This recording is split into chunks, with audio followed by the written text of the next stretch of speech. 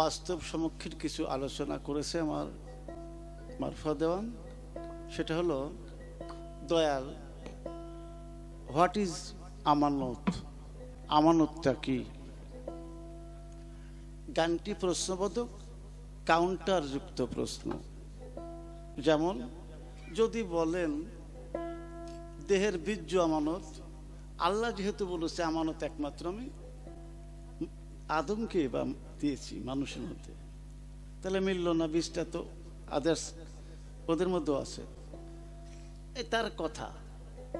যদি বলেন কোরআন, তাহলে কোরআনের পূর্বে ইনজিল, তৌরাত, জুবুর ছিলেন, তা আমানত তো পরিবর্তন হয়ে গেল, তার যুক্তির ধারা। তৃতীয়ত যদি বলেন জ্ঞান, জ্ঞান তো পশু পাখি অন্যদের মধ্যেও আছে, তাহলে দল আমানতটা কি? এটার মর্ম বলতে হবে, সিম্পল না, ডিপলি কনভারসেশন, গভীর তত্ত্ব বলতে হবে। তো আমি আপনার দাদা গুরুর একটা গানে কি বলেছে একটু দেখেন তো, তারপর আমি বলবো। আমানত আর মানবতা এনেছিলি করে মাথায়, ভুলে গেলি কারবা কথায় মনে পড়ল না।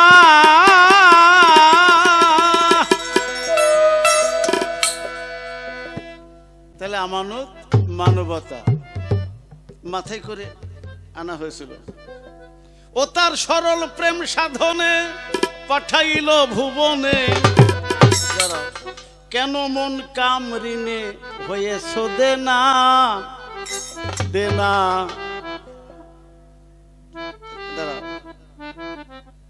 কামের ব্যবসা করতে যে আপনি মূলধন হারিয়ে এখানে দেনা হয়ে গেছেন, বেসিক ফাউন্ডেশন দুর্বল।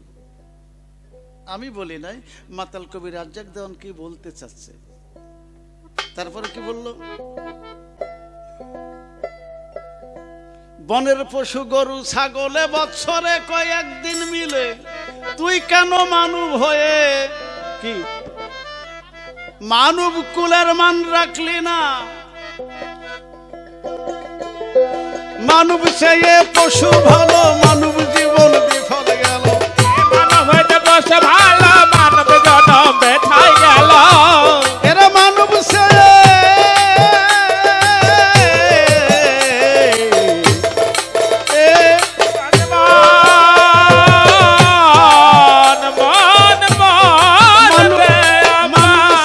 পশু ভালো, মানব জীবন বিফল গেল। মানব কুলে জন্ম নিয়ে গুরু ভজলি না, ওরে মানব কুলে জন্ম নিয়ে কেন দয়াল চিনলে না? কেন রে মন সাধু গুরু সঙ্গ দিলে না? শত সাধনার ফলে আসিলে মানব কুলে 16 আনা দিবে বলে বাকি।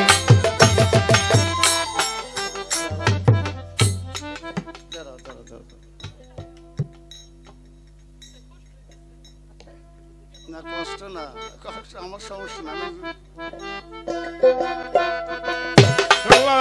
দেবে বলে আজ দিলে না রে বল, সোলানা দেবে বলে আজ দিলে না। কেন রে মন সাধু গুরুর সঙ্গ দিলে না রে বল, কেন রে মন সাধু গুরুর সঙ্গ দিলে না।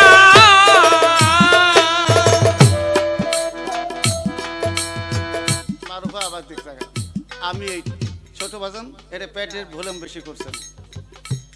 এইটা আপনাদের না আমার? আমার। আমি মারুফাকে দিলাম, আমি আমানতের মালিক। এই জিনিসটা ওনার কাছে কি হলো? পানির বোতল না আমানত? ওনাকে রাখতে বললাম, তাহলে ওনার কাছে হবে এটা আমানত। আচ্ছা, সুন্দর। তাহলে আল্লাহ হলো দাতা, আমানত দাতাকে আল্লাহ, আর গ্রহীতা আমরা। দাঁড়াও, আগেও বলেছি, তুমি বুঝতে পারো না যে কত কাউন্টার দিয়েছে মারুফা দেন উত্তর, ওই উত্তর দেওয়ার প্লেয়ারে আমি না। 18,000 মাকলুকাত, ঠিক কিনা? কত মাকলুকাত? 18,000। 17,999 বাদ দিলে কত থাকে? 70,999 বাদ দেন। এই একটা আদম বংশকে মানবকে বলেছে সৃষ্টির শ্রেষ্ঠ। কি কুকুরকে বলে নাই, হাঁসকে বলে নাই, মুরগিকে বলে নাই, ছাগলকে বলে নাই, হাতিকে বলে নাই, বাঘকে বলে নাই, সৃষ্টির শ্রেষ্ঠকে। শ্রেষ্ঠত্ব কি একটা আমানত না? কি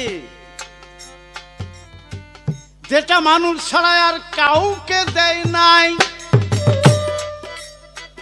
কি আনকমন অ্যাপ্লাই করি MFL আনকমনই দেয়। একটু তত্ত্বের মধ্যে যদি যাই,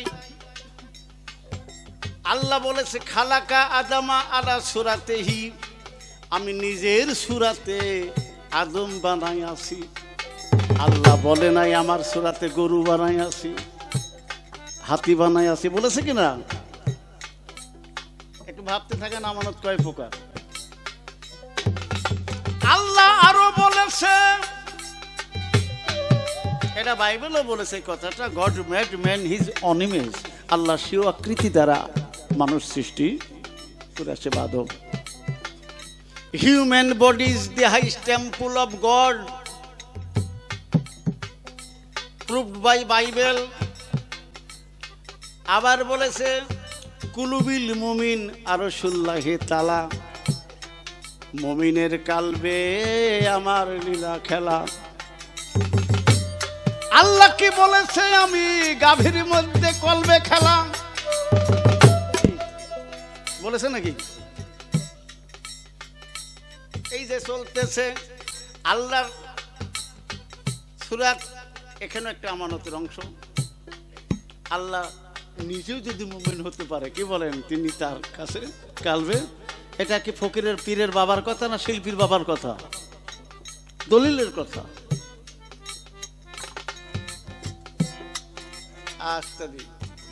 আর একটা আমানত আছে তোমার মধ্যে দিয়া, না দেখিয়া সাত বিষয়ের প্রতি বিশ্বাস স্থাপন করো। ইমান জালে কয় জালে দিয়া, যেমন একটা গরুর ইমান আছে নাকি মানুষ মন্তব্য করে না, ছাগলের করে না, কি বলেন, কুকুরের করে না। কিন্তু আল্লাহ আছে না নাই, রাসূল নবীগণ আছে না নাই, আসমানি কিতাব, ফেরেশতা মণ্ডলী, তকদির, মৃত্যুর পর পুনরায় জিন্দা। 7টি বিষয় না দেখে যিনি সমর্থন ভোট দেয় তিনি হলেন ইমান যার। এই ইমানটাও একটি, ঠিক না? এরকম যদি আমানত দেখাতে চাই, নতুন আনকমনই লাগবে আপনার কাছে বারবার, যেগুলো না আপনার ওই 3টার মধ্যে আমার জানাই। এবার আসুন, এবার আপনার 3টা সম্পর্ক দিব। হ্যাঁ, অবশ্যই কোরআন ও আমানত অস্বীকার করা যাবে না, কি বলেন? কারণ গাছের পুরো দিতে চেয়েছে পারে নাই, মাছের পুরে, পাহাড় পর্বত, নদী নালা, 18,000 মাখলুকাতের মধ্যে একমাত্র মানুষ ছাড়া কেউ গ্রহণ করে নাই বা দেয় নাই। সুতরাং কোরআনও একটি আমানতের অংশ।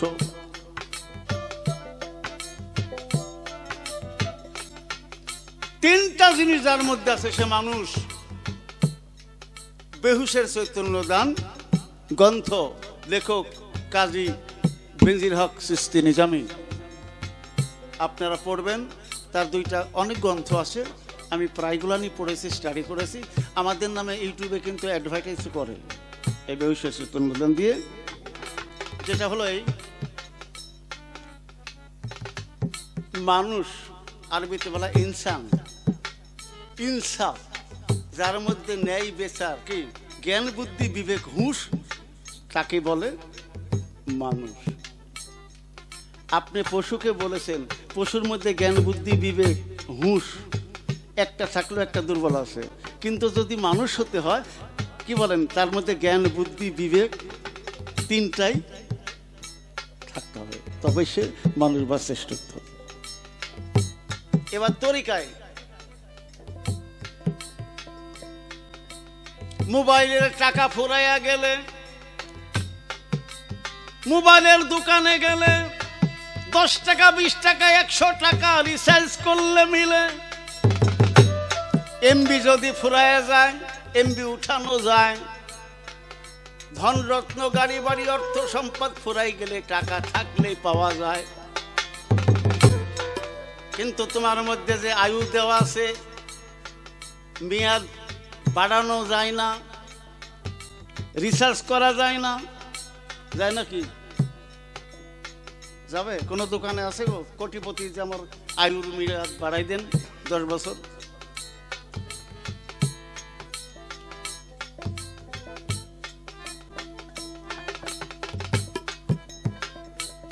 কোন পশু পাখিকে বলে নাই পড়ো লা ইলাহা ইল্লাল্লাহ মুহাম্মাদুর রাসূলুল্লাহ উল্লাহ, ঠিক না? কিন্তু এই মানুষের যদি কলমা বিশ্বাস না করে কাফের যাই সে হয়, ঠিক না? কোনটা অস্বীকার করবেন?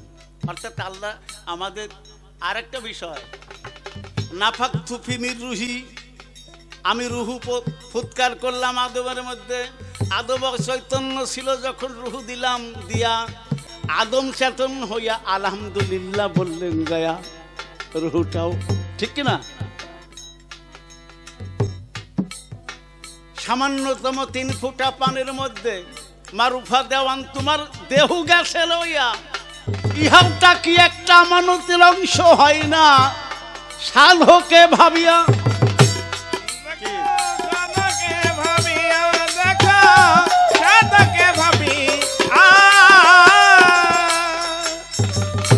সূরা আরাফ আয়াত নাম্বার 31 আল্লাহ বলেছেন, তোমরা মসজিদে প্রবেশের পূর্বে সুসজ্জিত হও, পান করো, আহার করো, অপচয় করিও না। অপচয়কারী শয়তানের আত্মীয়। এখন ভাবো, টাকা তোমার বেশি আছে বলে যে তুমি পুড়াতে পারবে এমন রাষ্ট্রীয় আইন তোমাকে দেয় না। অপচয় যে বস্তুরই করবে সেটাকে তোমাকে কৈফিয়ত দিতে হবে, কি বলেন? তাহলে দেহের মধ্যে বললাম, বাইরে বললাম, কোরআন হাদিস থেকে বললাম, তোমার নাটে যেটা মিল খায় ওটা টাইট করে নাও রেঞ্জ দিয়ে।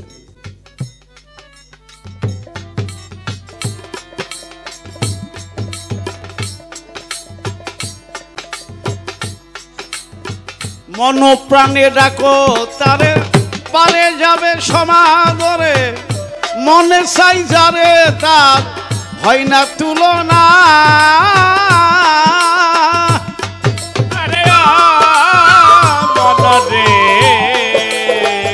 মন প্রাণে ডাকো তারে, পারে যাবে সমাদরে, মনে চাই যারে তার হয় না তুলনা। হলে আত্মায় আত্মায় আলিঙ্গন পাবে মৌলার দর্শন, পাবে মৌলার দর্শন। হলে হলে আত্মায় আত্মায় আলিঙ্গন পাবে মৌলার দর্শন। মাতান রাজ্জাকেরই ভাবের বচন বিফল হবে না, সাধু গুরুর মুখের বাণী বৃথা যাবে না। কেন রে মন সাধু গুলো,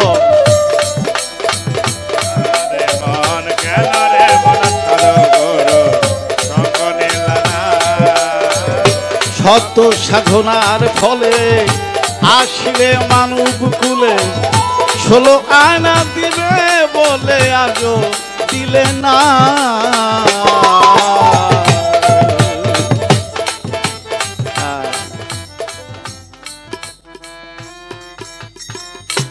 রশিদ সরকার বাউল সম্রাট, তিনি একটি গানের মধ্যে বলেছেন, একটি শিশু জন্ম নিয়ে একটি শব্দ করে, অনেকে বলে কান্না করতেছে, কিন্তু আরবিতে একটি শব্দ বলে ওয়ানা।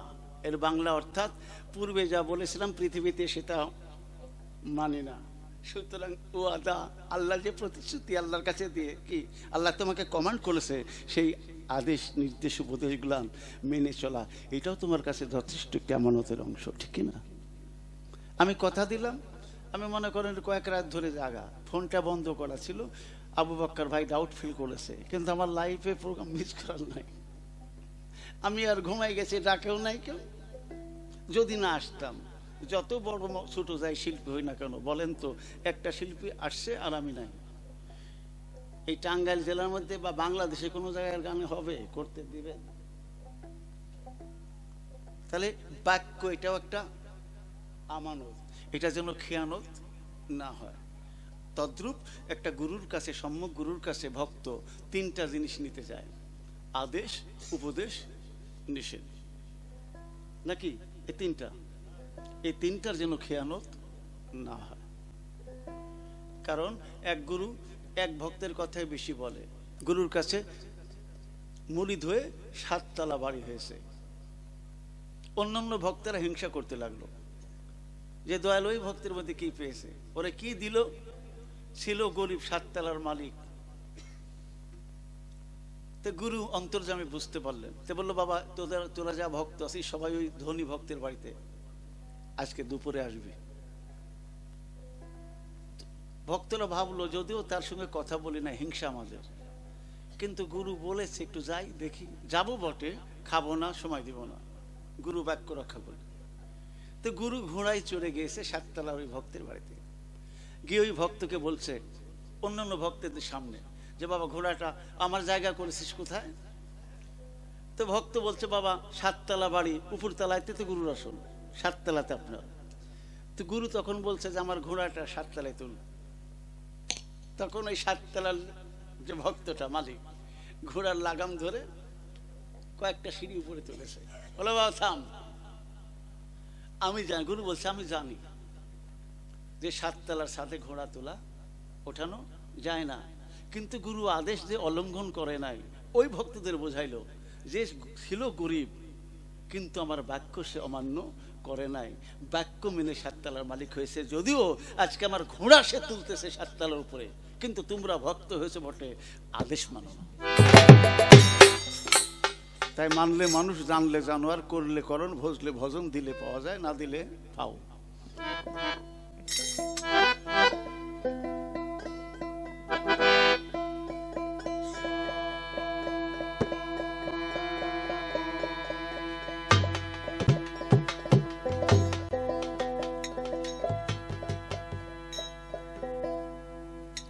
বিজয় সরকার একটা গানই হবে আর না,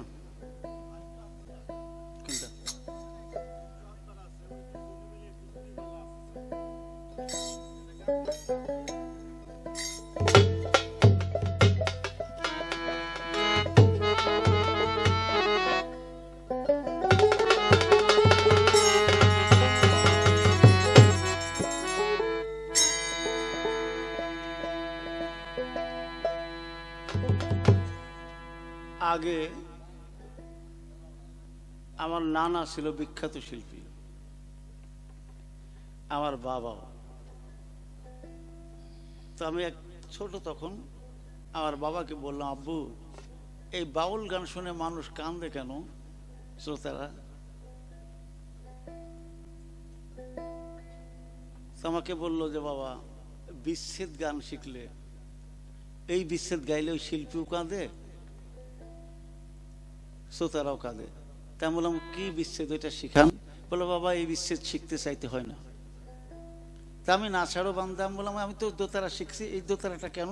এইটা আমার আব্বুর হাতের দোতারা, আমি ইচ্ছা করলে স্ট্যান্ডার্ড দোতারা নিতে পারি করতে, কিন্তু আমার বাবার হাতের জিনিস আমাকে দিয়েছে, এটা আব্বুর।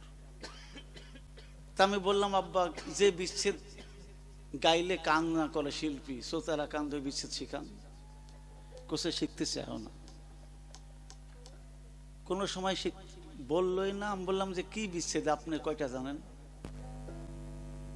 আব্বু বলল যে আমি 3টা বিচ্ছেদ শিখেছি।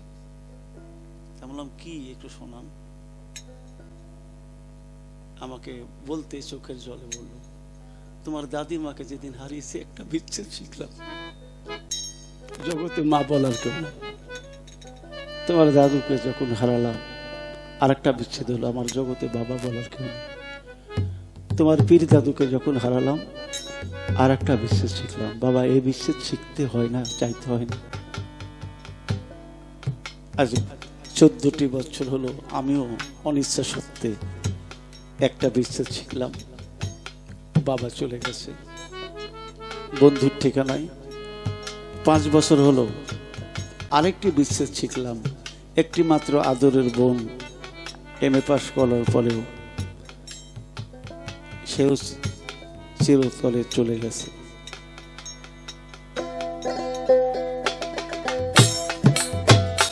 যারে হারা তারে আর কি পাবো এই জীবনে, ও যারে হারা তারে আর কি পাবো এই জীবনে। হারা হইলাম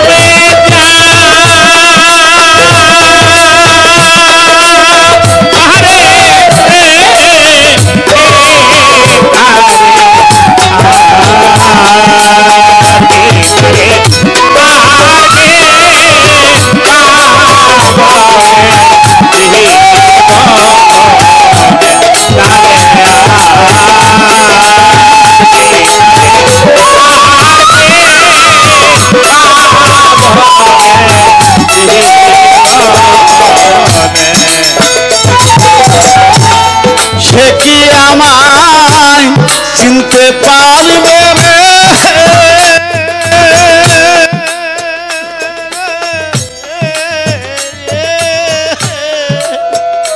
দেখলে জল ভরা বুইনা ওলে, দেখলে জল ভরা দয়না দেখলে জল ভরা বুইনা ওলে, ও যারে হারা যারে হারা আছি জীবনে। আমি হারা হইলাম আরে রে এ তারে আর কে পাবো জীবনে,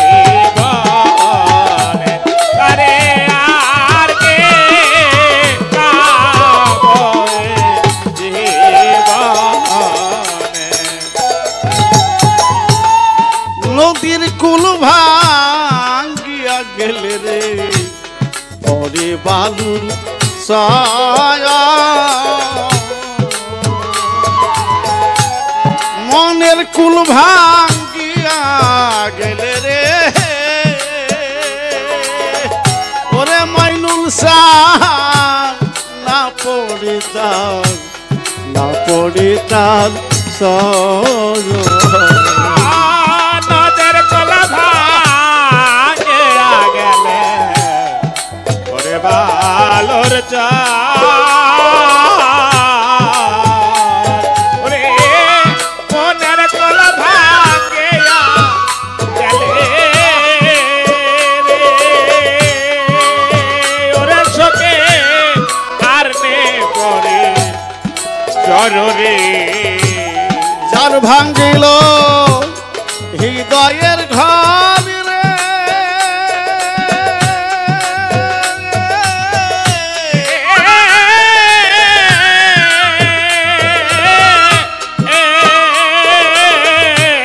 ঘর বাঁধবে না জীবনে,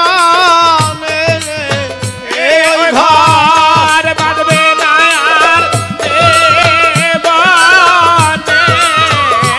ওই ঘর আর বাঁধবে না জীবনে, ও যারে হারা যারে হারা আছি জীবনে। হারা হইলাম আরে রে তারে আর কে তারে আর কে পাবো জীবনে তারে আর কে পাবো জীবনে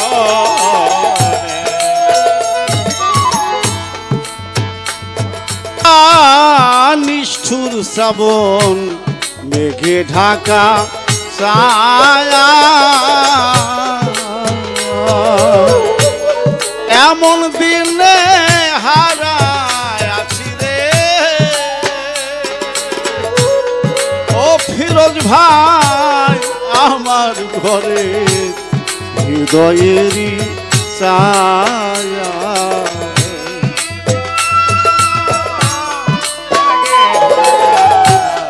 একবার তারে পাবো বলে রে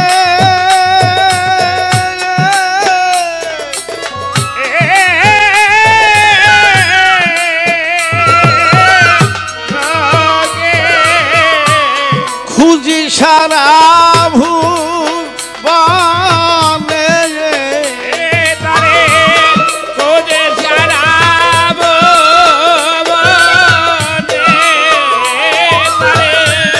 খুঁজি সারা ভুবনে ও যারে হারা আর কে পাবো জীবনে তারে আর কে তারে আর কে পাবো জীবনে হীরা কাঞ্চন মানিক মুক্তা না থাকিলে ঘরে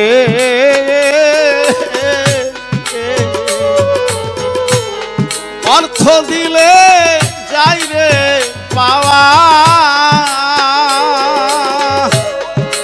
ওই হাফিজ ভাই দিন কয়েক দিন বাক্কার ভাই পরে রে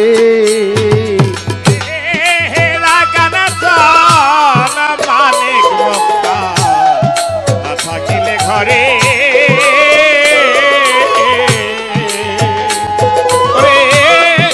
অর্থ হইলে কিনতে পাব রে ওরে সকে দেন কয়েক দিন পরে রে যদি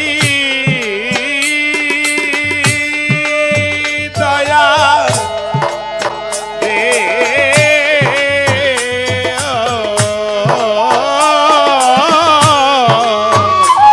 দরদি দরদি দয়া দরদি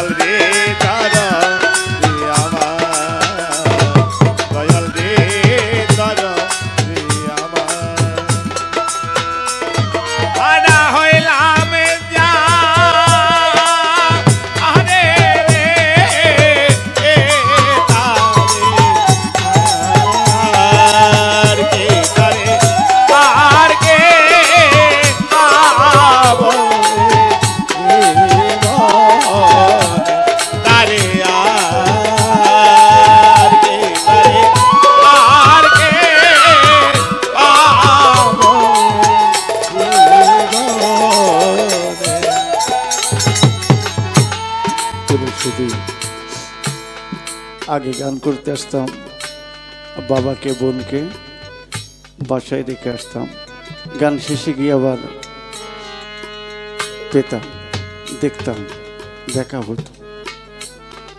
আজকে বাড়িতেও নাই, দেখা পাই না, বাইরেও নাই। কত দেশ বিদেশ খুঁজলাম, বাবার পোশাকে পরা কোনো সাদা কাপড়ে কেউ বসা থাকলে মনে হয় যে ওই ফাঁকে কোথাও আমার বাবা হয়তো বসে আছে। আসলে আমার ব্যর্থ। আমার একটি অনুরোধ, যাদের বাবা মা বেঁচে আছে খেদমত করবেন, যতটুকু পারেন ভালোবাসা শ্রদ্ধা, ছেলে মেয়েদেরকে বন্ধু মতো ভাববেন, কাছে রাখবেন, এদেরকে শিক্ষা দিবেন। যে চির হারাই নাই সে তো হারানোর ব্যথা বোঝে না। জন্মের মতো এতিম কাঙ্গাল হয়ে গেলাম।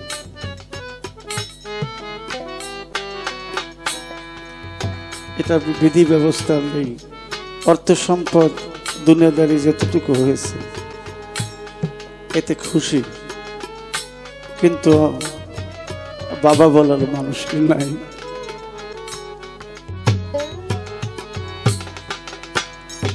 দয়াল মুর্শিদ চাঁদ চলে গেছে, পীরের স্মরণে আমার মাইনুল চাঁদ এই আয়োজন করেছে। এটা একটা গুরু প্রেমের জ্বলন্ত উদাহরণ।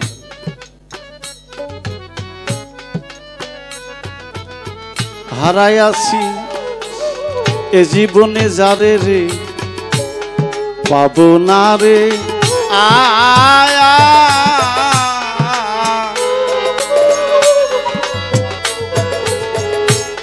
চোখের জলে রয়া গেল রে, ওরে আমার কান্নার হাহা, কান্নার হাহা গায়া। জীবনে যা হারায় আছে পাবনি রে, এইটুকু মাত্র রয়া রয়া গেল রে, ওরে আমার মনের হাহা কারোরে। পাগল বিজয় এরি ছিন্ন বিনার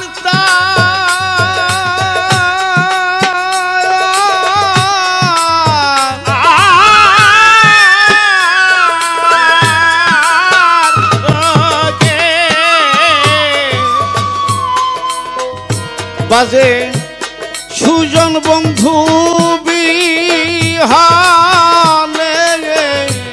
বাজে সুজন বন্ধবে আনে, বাজে সুজন বন্ধু বিহানে, ও যারে হারা তারে আর কি পাবো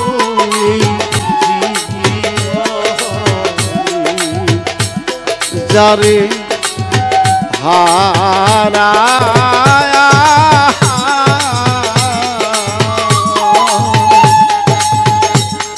ও তারে আর কি পাবো রে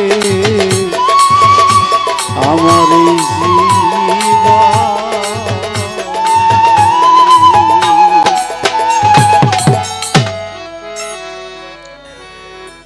আমার এই গানটা উৎসর্গ যারা আমার মতো বাবা হারা, যাদের আপনজন কবরবাসী আছে, আল্লাহ তাদেরকে যেন জান্নাতের মেহমান করে দেন। যে বৃদ্ধ পিতামাতা এখনো যাদের ঘরে আছে অসুস্থ, তারা যেন আল্লাহর কুদরতি শেফা দান করে সুস্থতা দিয়ে হায়াতে জিন্দিগি বাড়িয়ে দেন। সন্তান সন্ততি স্ত্রী পুত্র তরিকার ভাই বোন গুরু ভক্ত যাই বলি না কেন, আল্লাহ যেন আমার এলাকাবাসীর পরে থেকে আসমানে বিপদ আসমানে তুলে নেন, জমিনে বিপদ জমিনে ডুবাই দিয়ে রোহানি বালা মুক্ত করে দিয়ে রহমত বরকত নিয়ামত দ্বারা পরিপূর্ণ করে দেন। সবাই বলি আমিন। এই মতো একটি অনুষ্ঠান করতে গেলে এই প্রেক্ষাপটে আমরা মনে করব যে আজকে আমরা একটা অনুষ্ঠান সফলভাবে পার করলাম, কোনো বিশৃঙ্খলা হয় নাই, তাই না?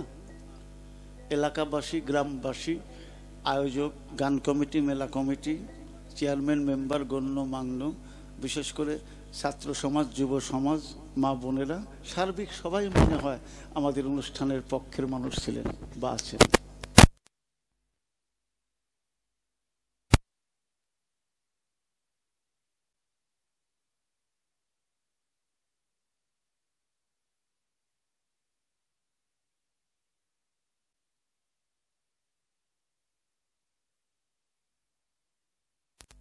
আমি শুধু করতেছি ডিগ্রির জন্য না, এই বাউলেরা অবহেলিত যেন ওনারা বলতে পারে যে আমাদের বাউল ফকিরেরাও পিএইচডি ডক্টরেট করা আছে।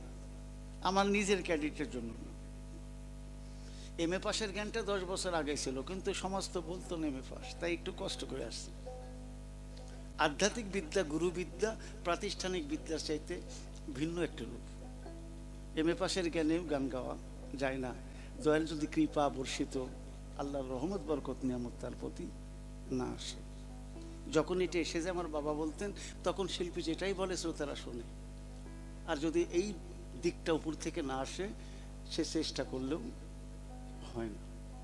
শুধু তারপরে ভুলের ঊর্ধ্বে আমি নই, ভুল ত্রুটি হওয়া সম্ভব, আর ভুল করলে আপনারা বিচারক ধরিয়ে দেবেন, সংশোধন হওয়ার সুযোগ দান করবেন। দু একবার আমাদের চমৎকার শব্দযন্ত্র, আসলে প্রশংসার দাবিদার দুইজন, আমার রবিউল এবং আমার হাফিজ ভাই উপস্থাপক ছিলেন। এরাও দুজন ছেলে ভালো জ্ঞানী। আপনাদের এলাকার যারা সুধীজন ছিলেন, বিভিন্ন পর্যায়ে হতে আগত, সকলে আমার তাদের কাছে ঋণী, আমাদের ভালোবাসায় সিক্ত করেছেন। সবাইকে এক বাক্যে বলবো আই লাভ ইউ, নাকি? এর মধ্যে আমার মারুফও আছে, আবার কাউন্টার দিবে। আসলে দয়ালের তো ভালোবাসা না, দয়ালের সুদৃষ্টি।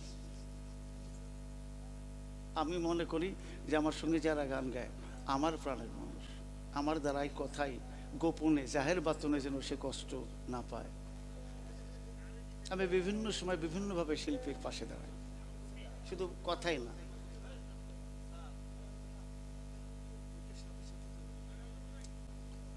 মারুফা,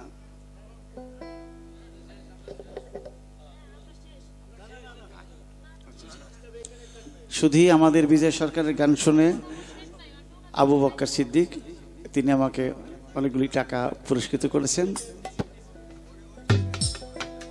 ইউটিউব চ্যানেল কর্তৃপক্ষ যারা আছেন, আমার মোবাইল নাম্বারটা শ্রোতাদেরকে দিয়ে দিবেন। আমার মোবাইল নাম্বার হলো 01712240682। অনেকেই অভিযোগ করেন, যেহেতু আমার বাজান না, আমি ইচ্ছা করলে চ্যানেল চালাইতে পারি, তা আমি একা এডিট, ডাবিং করা, টেলক তৈরি করা সময় সাপেক্ষের ব্যাপার, ব্যস্ত মানুষ। আমি আপনাদের সৌজন্যে প্রোগ্রাম বলান, আমার নামেও চ্যানেল অনেকে চালায়, আমি বলেছি এটা করবেন না, আমি জানি না। সুতরাং কোনো প্রশ্ন উত্তর জানতে চাইলে সদয় অবগতি করতেছি, বিনয়ের সহিত আপনারা আমাদের শিল্পীদের নাম্বারটা দিয়ে দিবেন, তারা আমাদের সঙ্গে যেন কথা বলতে পারে।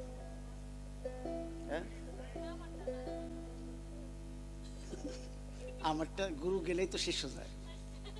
কেন বলতেছি, তাদের মানে কমেন্টমেন্টে এটা বলে যে স্যার আপনার নাম্বারটা আমাদেরকে ইউটিউব চ্যানেল যারা দেয় না। এমন হতে পারে না, 5টা লোক তো ভক্ত হতে যাওয়ার জন্য পারে, শুধু গানের জন্য যে বলবে তা না। তো সেই সুযোগটা আপনারা তাদেরকে বঞ্চিত করবেন না, এই আশাবাদ ব্যক্ত রেখে আমার হাফিজুর রহমান ভাই আমার শিষ্যের সঙ্গে একটা ডুয়েট গান বলার কথা বলেছে। তো ডুয়েট গান তো হয় না, স্কেলের সাথে একটা।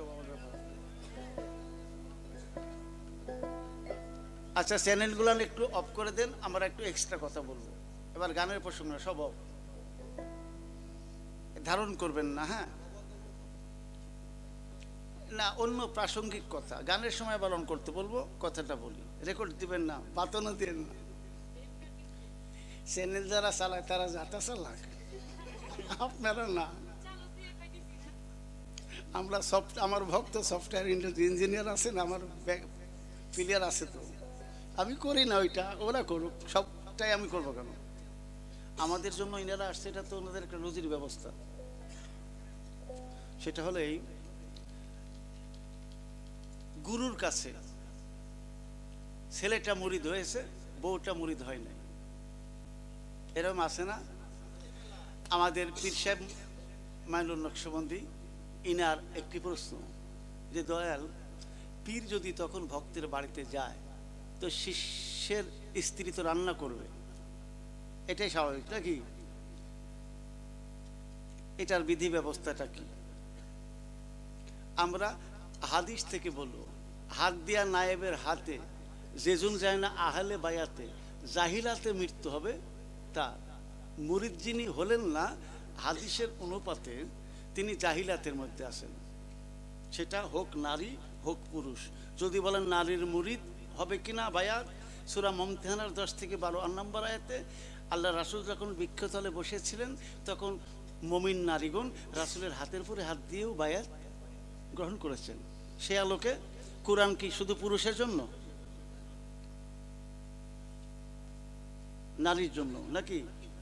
সারা বিশ্বের Quran is the code life, code men life in this world.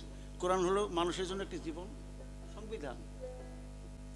তো আমি বলবো, যারা বায়াত হন নাই, দয়া করে আপনার মনের মানুষ যাকে পাবেন, আমরাই বলতেছি না যে দুই পীরের কাছে হন, আহলে বায়াতের অন্তর্ভুক্ত হবেন।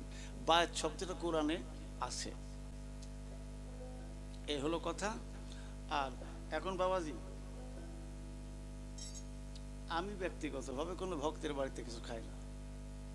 ওই বলতেও পারবো না যে তোর বউ মুরিদ হয় না কেন, হইলে ভালো, না হলেও যা যা, তোর ওই অপশানটাই আমাদের। এই কি নিজের মতে থাকবেন? কবিগুরু বলেছে, যদি তোর ডাক শুনে কেউ না আসে একলা চলবে, প্রেশার ক্রিয়েট করতে যাবেন না। এই বিষয়টা শক্তি প্রয়োগ করাতে ভাত ছাড়াছাড়ি হয়েছে, এরকম রেকর্ডও। হেদায়েতের মালিক আল্লাহ, উনি হেদায়েত দিলে কোনো না কোনো ওসিলাতে ধর্মের পথে আসবে। ইয়া দলিল ফালান তাজিদালাহু ওলিয়াম মুর্শিদা, সূরা কাহাফের 18 নম্বর, 17 নম্বর আয়াতে আল্লাহ বলেছেন, হেদায়েত দিলে হেদায়েত প্রাপ্ত হিসেবে মুর্শিদ খুঁজে পাবে। আর সূরা বাকারাতে বলেছে, আমি যাকে মোহর মেরে দিয়েছি সে হেদায়েত প্রাপ্ত হবে না।